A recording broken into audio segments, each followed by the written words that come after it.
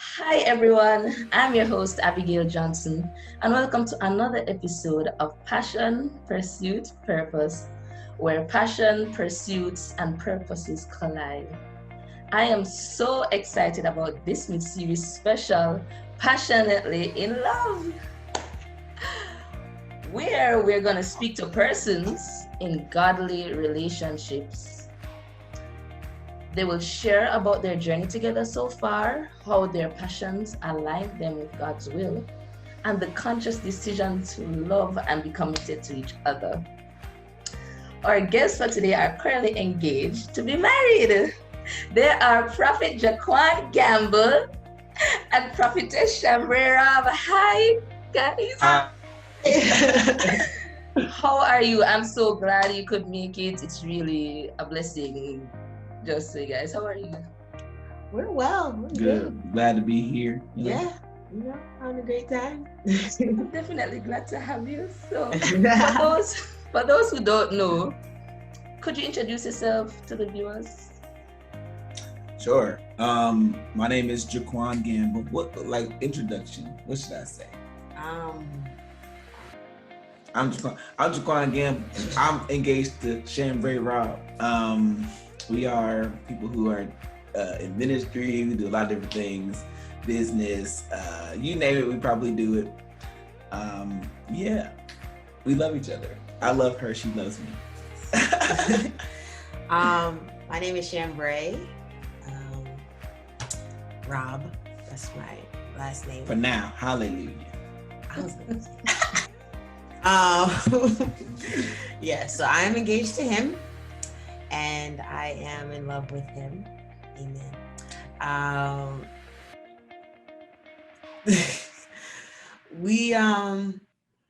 Like you said, we're both involved in ministry and business, both students. Everything that you could possibly think that could happen to people is probably going on in our lives. Very busy, very active in different spheres of life. He's a conference host, I'm a conference host. Both of us are called to the prophetic apostolic ministry. It's just a lot. And then outside of that, our professional lives are pretty intense. Both of us have full-time jobs. Full-time. Both of us are have great ambitions as far as education is concerned. So it's just a lot. It's a lot to really unpack. Wow. Two people. Yeah, it's a lot. So how did you guys meet? How did we meet? That's interesting. So everyone tells it differently. I think that I'm the most accurate in the account of how we met. So we okay. Well, go ahead and tell it. You want to find it? Okay. So we first saw each other at Fire Conference in Chicago. So that Fire Conference is a conference that is put on by All Nations Worship Assembly in Chicago. So I went at the last one that they had in 2018. He was there as well. I didn't know him and he didn't know me. I had heard of him through a mutual friend at the time.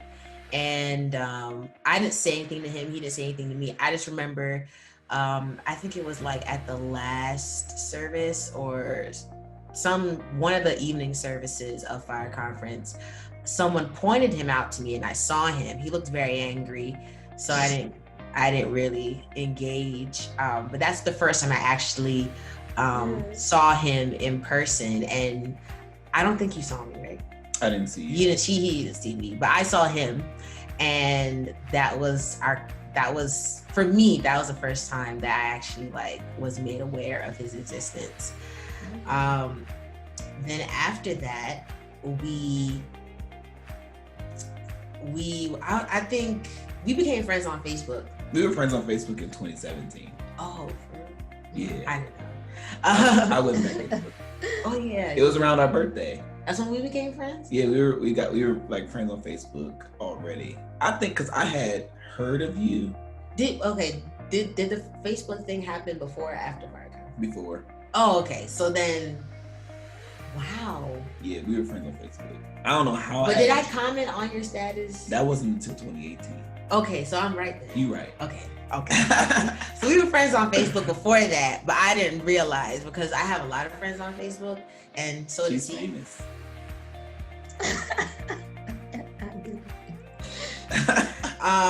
So yes, I didn't know that we were friends on Facebook, but yeah, so I saw him at Fire Conference, and then that was in January. Mm-hmm. So it was November 1st. I was just scrolling through my news feed on the Facebook application, and I saw a status from somebody that said, if you're born in November, then I automatically love you, right? It was just very cute, very harmless thing. It was November 1st, so like all the November babies were being hype and everything. Yeah. So he was like, oh, if you're born in November, I automatically love you because, you know, November are great people, great month, everything. Yeah. So I'm like, oh, I love you too because I'm born in November as well. So that was also like a very weird thing because I technically did tell him that I loved him the first time we interacted. That was the opening statement. Wow. I didn't think about it that way. That's the opening thing. That's the first thing I said to him. Wow. Because it was a joke. It was a joke. We were all joking. We were all being jovial. So I was just, you know, being fun. And then he responded. He's like, oh, our birthday is the same day. I was like, oh, snap.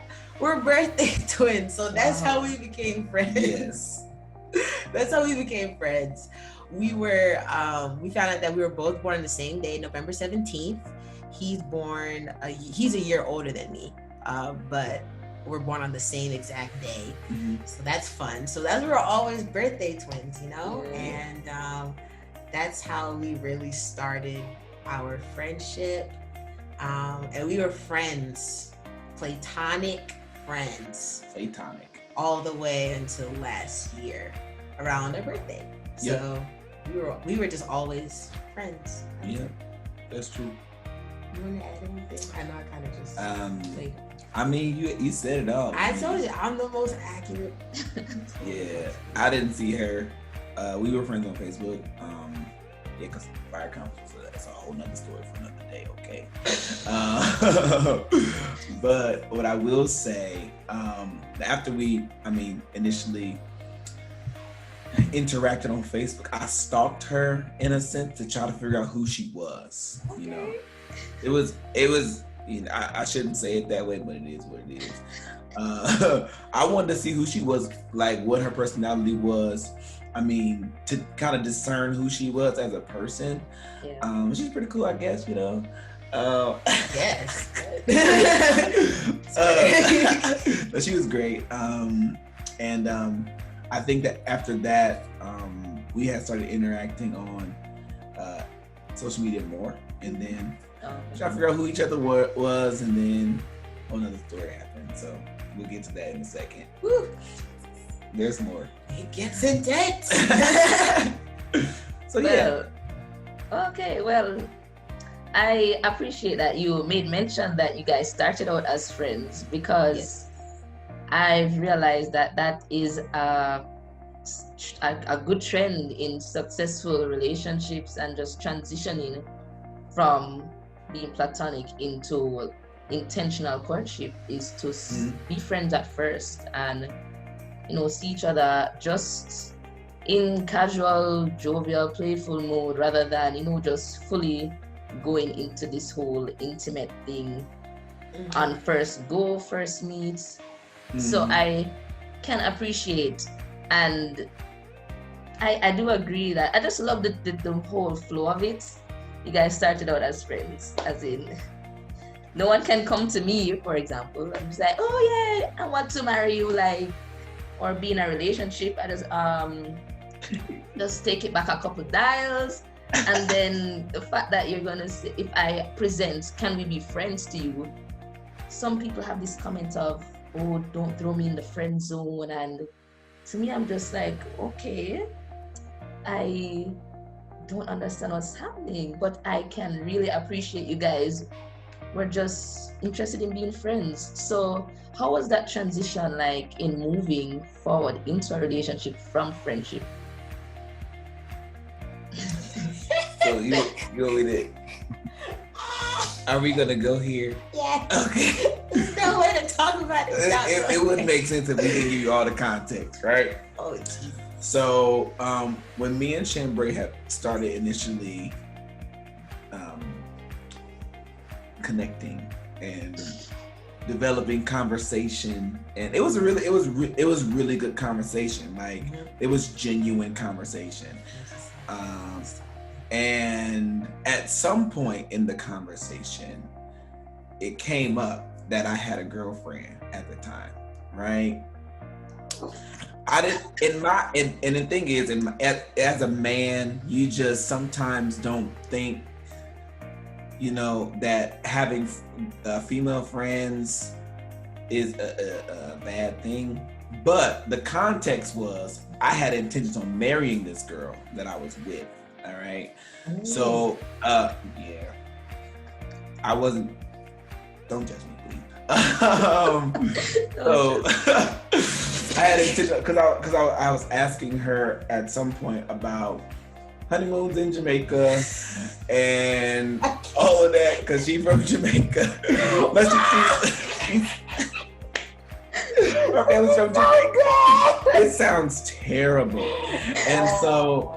It sounds bad. I promise you. My intention was not to be a cheater. I can guarantee I'm not that type of guy. It just so happened that the conversation was great. So, what I will say after that, she kind of like it was kind of like a break because one, as women, what I've learned about women is women are very feelings-based, emotion-based, and so women can get really attached to a man, even though that y'all could be friends, if that boundary is not already set initially, or she don't know that you got a girlfriend, like my situation was. So Shambrae, at some point, she was like, you know what? In her head, she put in her head and her heart, she put a block towards me so that she didn't overstep boundaries with me because I was already in a situation, which I honor her for that, because in the event that if she was to continue to be like, I don't even care, and I'm gonna just still be his friend and blah, blah, what that could do is that could potentially bring all kind of pain and trauma to a woman's heart, and that's stupid. No man should. If let me tell you something, man, if you're watching me, do not put a woman in a position to where she has to guess your intentions, period. Never put a woman in a position to where she's second guessing her position in your place in her life, in her life. Either she's your friend, your future spouse, or it ain't nothing, period. You have to make up in your mind and be very clear your intentions, or it could bring a lot of pain and trauma to a woman's heart. And I'm glad it didn't go that way, that she was emotionally aware of herself. She's a very emotional, intellectual person, that she did not continue in the friendship in that manner, and she put that heart block up towards me because it could have caused a lot of trauma in our transition. And so by the time last year came around, we're friends and whatnot. We would talk every now and then when our birthday would come up. But last year was a little different. It was around October. We would talk around sporadically throughout the year and whatnot, and maintain a good friendship and communication and whatnot. But last year on October, I had made in my mind that I was going to Chicago for my birthday. I asked her, did she want to come? Whatnot. She wanted, I think she thought I had a girlfriend, so she didn't show up. And I did. I was very confused. I'm like, excuse me, sir. No, we're not going to do that. No, and not in holiness. Because I was really silent about the breakup. I think, in a sense, it was low key and embarrassing type of thing in my head. But the breakup was silent. Nobody knew I was not in a relationship anymore. As quick as you saw the girl, it was as quick as you didn't see her either. And so that's just what happened. And then She didn't come. And then on our birthday, she was real subtle with asking me if I still had a girlfriend. She was like, so do you still need suggestions on honeymoon trips in Jamaica? I was like, nah, me and the woman that got ain't together no more. And then after that, it was like an open door for us both to really dive deep into friendship in a more intentional, intimate way. I wasn't looking for any type of relationship at the time, and she wasn't looking for anything at the time. Like we was specifically working on our business, our ministry stuff, getting our lives together, getting healed, getting delivered, getting set free, getting our whole man together. And then so it just came just like that. Like it was a beautiful transition. It was easy because we had already been friends. Right. So, yeah. I mean, it was I think just like touch on a couple things. Like when I had initially found out that JaQuan had a girlfriend, it was very innate for me to be like, okay, we're just gonna, like, not that I'm gonna cut you off, but in the sense there's gonna be some boundaries, just because the Bible does tell us to guard our hearts. Mm-hmm. And as women, we are helplessly emotional. And I say that with so much confidence, because I was, and I still sometimes consider myself to be a woman that is very strong, a woman that is very strong-willed. And if need be, I will compartmentalize my emotions and not show them, to avoid being vulnerable. Right. So in my mind, I knew that if I did not place a boundary on that friendship, then it had the potential to become an attachment, to the point where that I would expect something of him that he was not permitted to give. A level of emotional commitment, a level of just psychological commitment, all of that. And I really want women to understand this, because I've counseled and I've spoken to a lot of young women who are in situationships, and situationships are birthed out of expecting something out of a man that he is not prepared to give it. And ain't willing to give it either. Ain't giving. Can I tell you?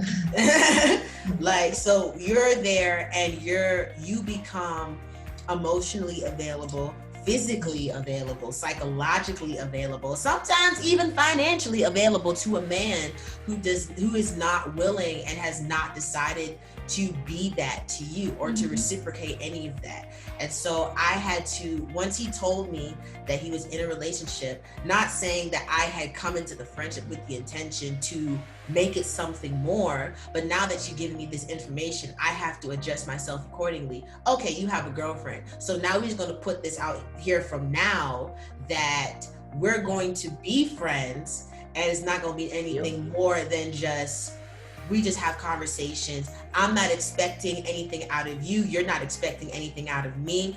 I don't expect you to be probing into my life. I'm not probing into your life. We're just literally platonic friends, and we have an occasional conversation, say hello. If I see you in public, I'll shake your hand, stuff like that, But I think a lot of women walk them.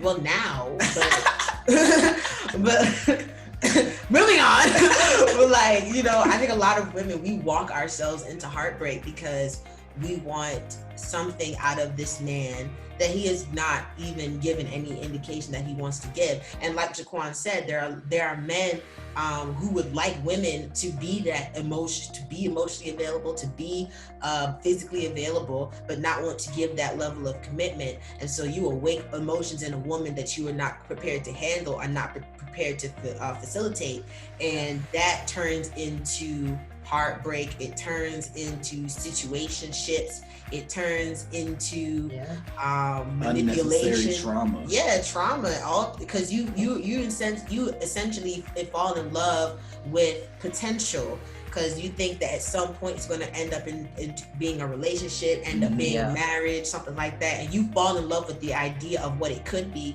and you totally miss the reality of what it actually is, and that the reality is he has not made any commitment to you. He has not chosen you.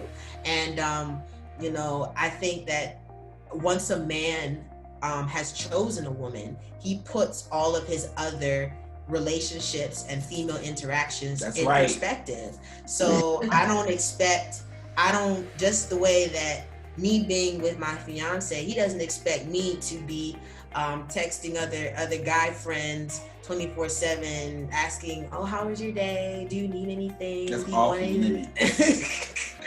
I don't mean how your day? What about my day? Okay.